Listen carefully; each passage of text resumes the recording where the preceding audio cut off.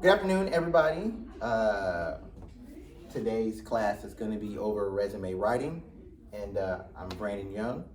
I'm a employment case manager for the American GI Forum. So welcome to my class. So obviously everyone here is here for resume writing, correct? Yes. Great, well, wonderful. That's what this class is about. So first thing I want to ask is, what is a resume? Anybody? What is a resume? Find your job. Anybody else? Okay. Those are all great answers as to what a resume is. Okay.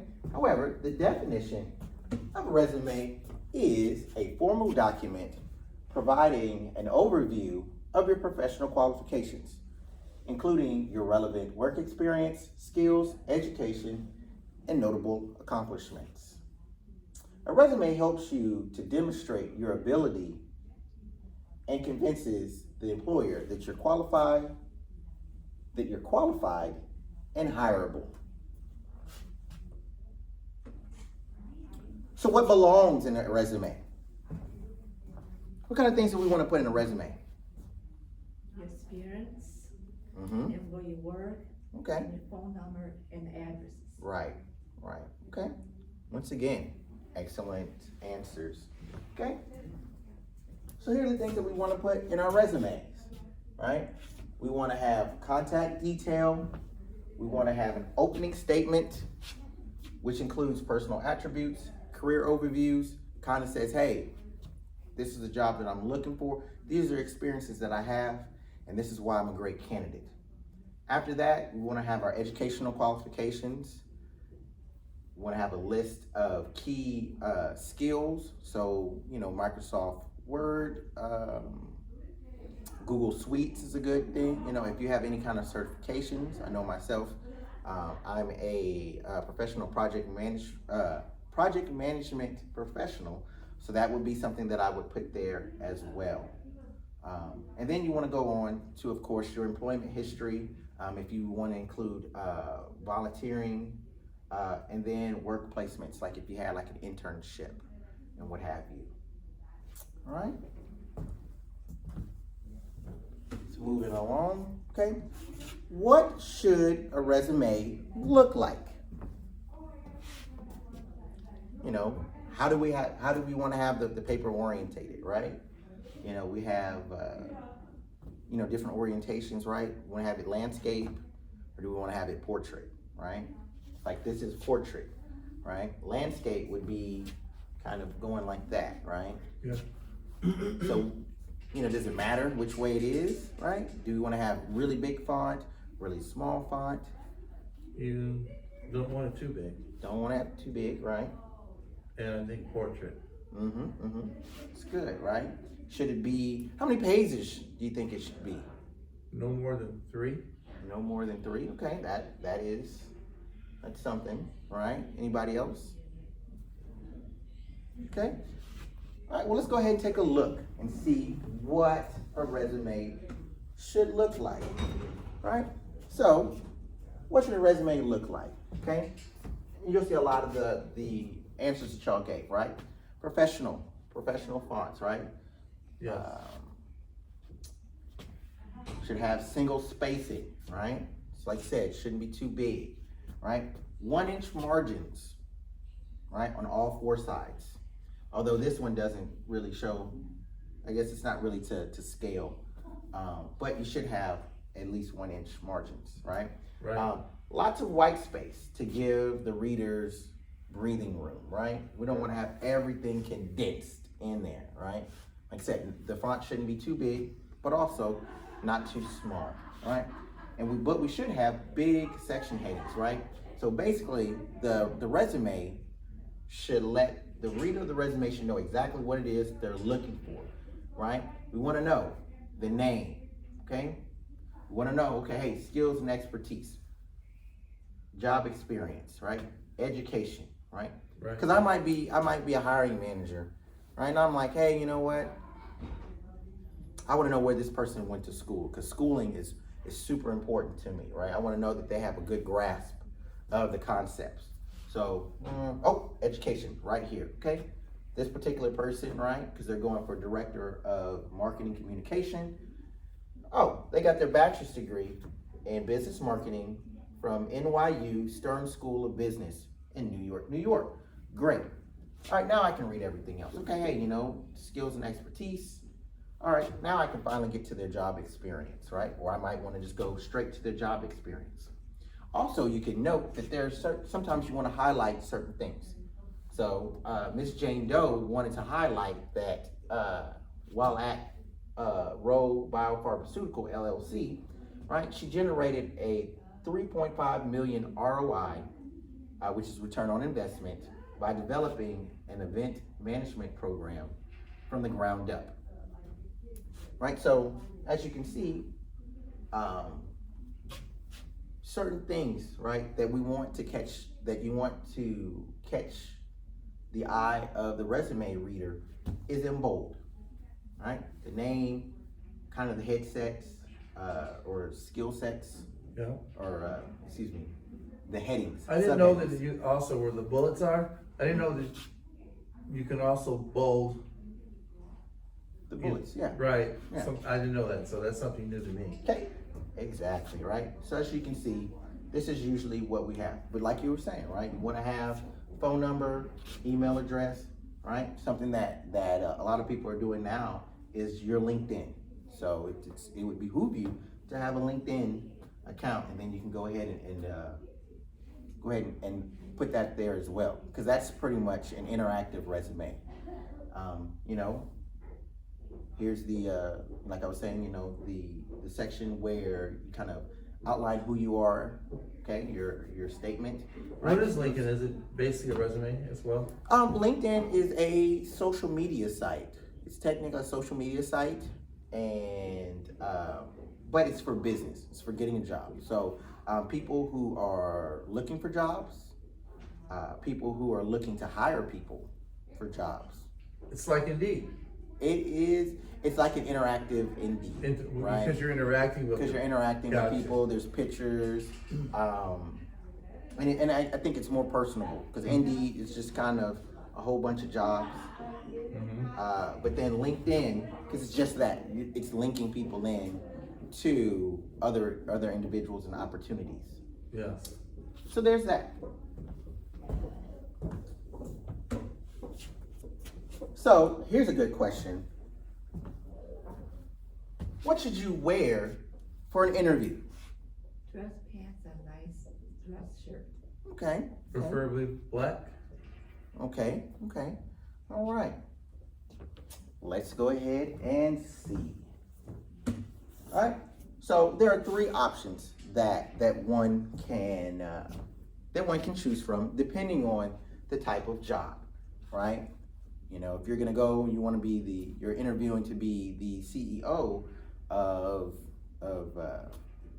Google, right? You might want to dress differently than if you are going to maybe interview as a cashier at Walmart, right?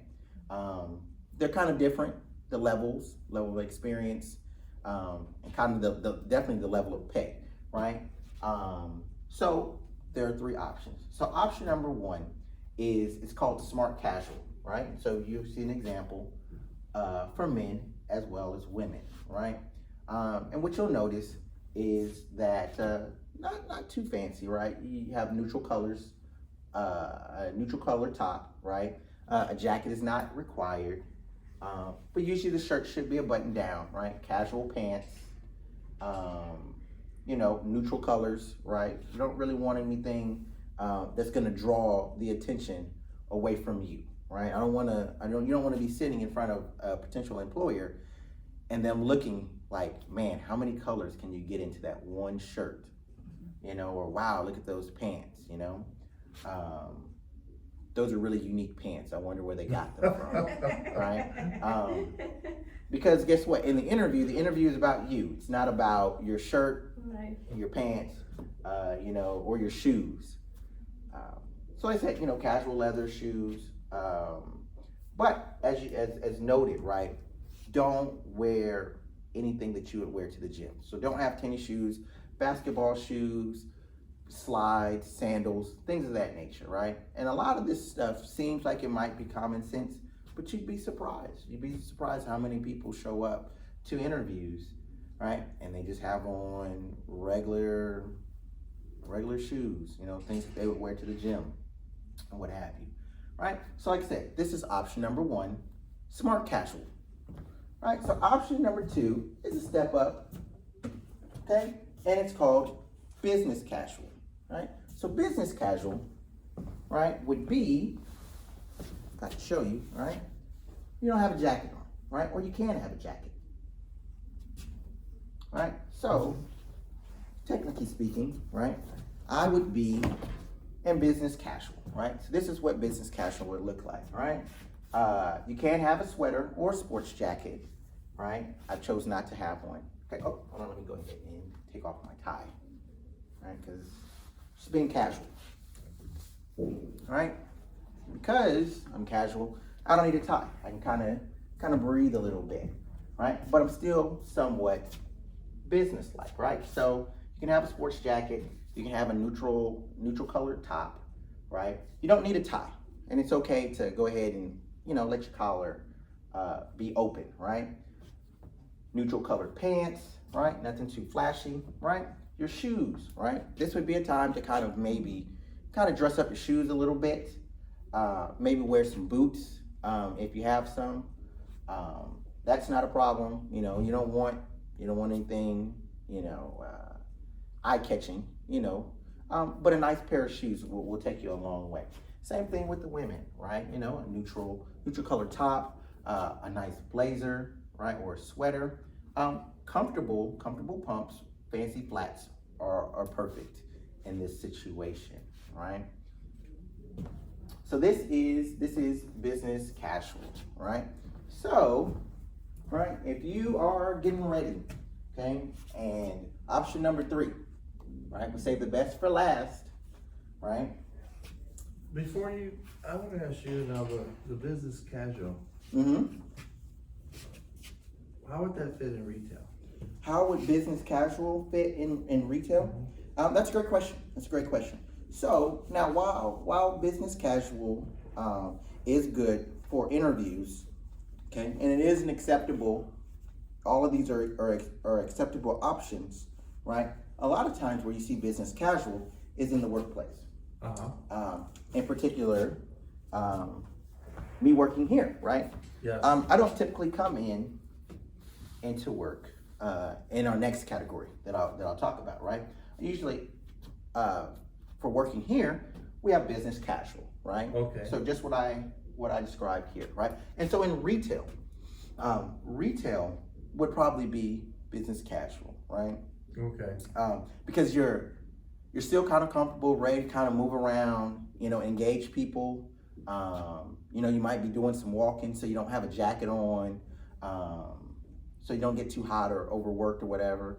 So that's kind of where it is, right? But you still look like you're at work. You still look like a professional. Like, say, if you work at Walmart and you go in for an interview, because, you know, they wear tennis shoes. Mm-hmm. But just for the interview itself, would that be on that? Yes, business Okay. casual. You can't go wrong. Gotcha. You can't go wrong with business casual. And a blazer for a woman would just all she needs a blazer that matches the clothes. Yeah. And once again, also you see with The men? he also has a jacket, a sweater, a sports coat. You can't go wrong with it, right? Because you have everything, Yes. right? Took off my tie.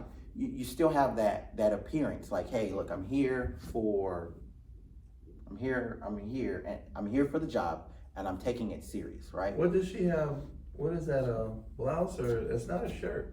So she does have a blouse. Yeah, it says blouse, yeah. She also has a blazer. Oh, okay, that's what Right? she has on. So it's a jacket. It's like a slip-on shirt. Yeah, it says it up there. Yeah. But I wanted to get at the jacket. That's a good idea for a woman to have Yeah. a blazer, Mm-hmm. you know, to wear to an interview. Absolutely. Any other questions? That's it. All right, perfect. All right, so moving on to our last option, right? And our last option is known as business formal, okay? Business formal is ideal, right? This is the one that you want, okay? I know that I said that you can't go wrong with business casual, Right. which is very true, okay? But if you're ready, okay, you're ready to knock it out the park, business formal is the way to go, right? So it's a full suit, meaning that you break out you have your tie, Mm-hmm. okay? Your pants, you wear your good shoes, right? Tailored suit is always best. And the same thing with women, right? You can go with the traditional suit. However, you can wear a skirt. It should be traditional or conservative, right? You don't want to go in there with a really short skirt. Just kind of what you would wear, to a more formal event, right? I hate to say it, but your fancy clothes, right? But like I said, pumps, right? If they have heels, if you have them, right? Neutral colors, right? Can't go wrong with black, navy, or gray. So this is a suit. This is not a navy blue. It's more of a royal blue. While, black, navy, and gray are good. You can get away with suits. That's why I wore this particular suit. You can get away with a suit like this. Some companies are starting to kind of lax that whole black, navy, and gray thing. However, you don't want to go in with like a green suit, like a lime green. I don't know if you all remember the movie The Mask, right? You don't want to do that, right? Not for these type of things. There's a time and place, right? Also, I've seen individuals with red suits, right? You don't want to wear a bright red suit, right? No. They're nice. Okay, I actually own one, but not for this particular occasion. It is, but you know what? You can wear something such as this, right? It's Yes. it's a shade lighter than, or a couple of shades lighter than navy, but it's still conservative, right? And also, your tie, at least for men, right? This is your chance to kind of show a little bit of your personality, right? Now your tie should kind of correspond with the color of your suit, right? Your jacket, now I will tell you, for men, I don't know if you know this, right? Some jackets have one button, some have two buttons, some have three, okay? The rule is you never button that bottom button, right? If you have one button, Really? that's okay.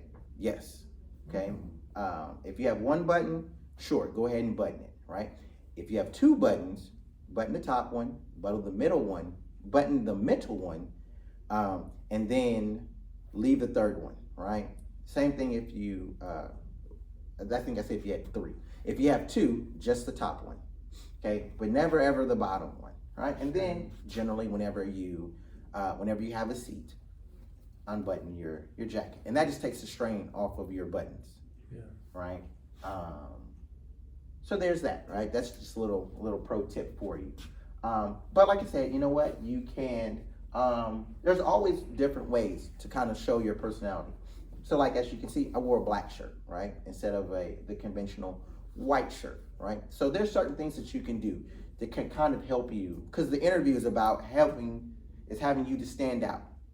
Okay, so you have your resume. Your resume is great. You're looking at your resume and they're like, man, this person is really good. But you know what? I got 5 other resumes that were also really good. Okay? You need to be able to stand out. I need to know that, hey, you know what? Brandon came into my office. Well, I remember Brandon. And this guy, man, he had a really nice suit on. He had that royal blue suit, had a black shirt instead of the traditional white shirt. And he had a nice tie, right? So, you can take time, right? Having clothes for your interview, it doesn't have to be this tedious thing, or I just got to put on this black suit with a white shirt with a black tie and black shoes. Okay, you can spice it up a little bit. Okay, another pro tip. So I'll just be honest with you. I've never worn women's clothing. Okay, so I don't really know a lot about it, right? But for the men, I can tell you, generally speaking, whatever color your belt is should be the same color as your shoes, right? You typically don't want to have black shoes with a brown belt. Okay. You know, yeah, you could probably get away with a black belt with brown shoes, but it's just not a really good look. Okay. In that instance, right? Now, is that going to make or break you for your job? Absolutely not. It definitely shouldn't. But just something to kind of think about, as far as fashion is concerned. All right.